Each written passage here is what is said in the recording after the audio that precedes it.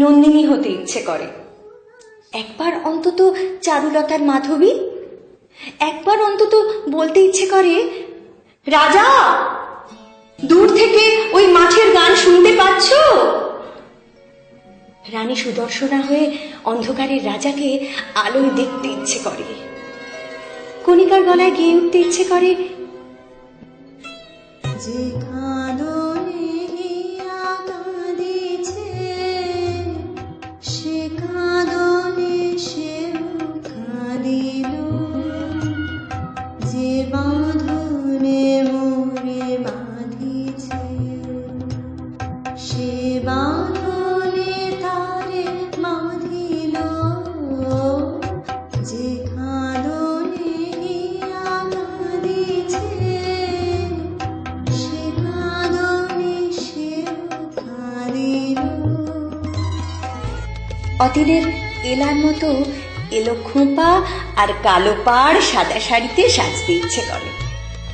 জীবনে শুধু একবার কাদম্বরীর মরণ মরতে ইচ্ছে করে। একবার আমার নিম গাছের কচি পাতা হতেও ইচ্ছে হয়েছিল খুব। লাল তারা হয়ে সুপারনোভায় ফেটে যেতে ইচ্ছে হয়েছিল কদিন আগে।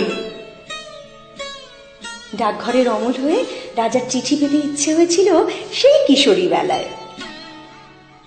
যাজ্ঞসেনীর মতো যজ্ঞের আগুন থেকে জন্মাতে ইচ্ছে হয়েছিল।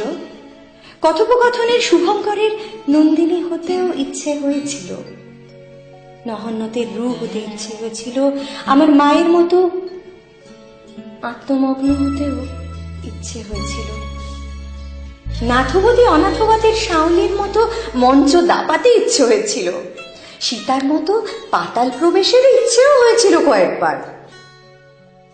বছর 4 আগে পাইন বনের মাঝে পড়ে থাকা এক টুকরো একলা হ্রদ হতে ইচ্ছে হয়েছিল খুব। এই সব টুকটাক ইচ্ছে নিয়ে আমার বর্ষ যাপন। আমার এলোমেলো কথামালা, আমার মন খারাপের টুকিটাকি সব কিছুই গুছিয়ে রেখেছি। যদি কখনো পাখি হতে ইচ্ছে করে তাই।